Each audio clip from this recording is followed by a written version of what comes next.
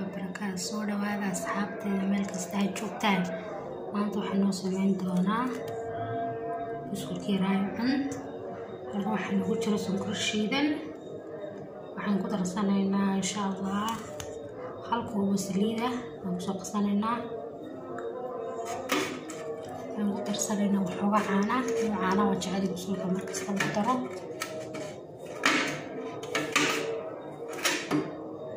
habeen baan idin duubayaa. waxoogaa caana baan kusoo darsanaynaa.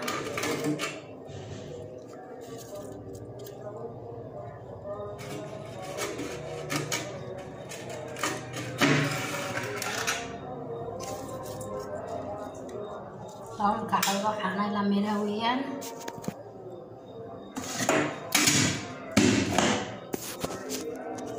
iyo sonkorteena aan soo bursanaa in yar waxaan ku darsanaa dhadhan yar noogu yeelato. sonkortana waan soo shiidanay. waxaan ku soo shiidanay koobkan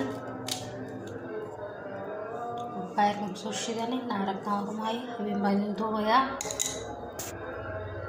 soo laqanaynaa sokorteena caanihiina yara iyo intii milixdahay iyo saliid koob weeyaan. koob saliida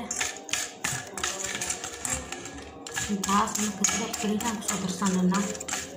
insha allah waxaan kusoo noqon doonaa ilaahimo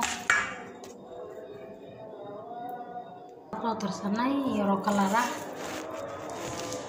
la arkaagi laga arkaynay baan maleynayaa. kalar yar weeyaan baan kusoo darsanay.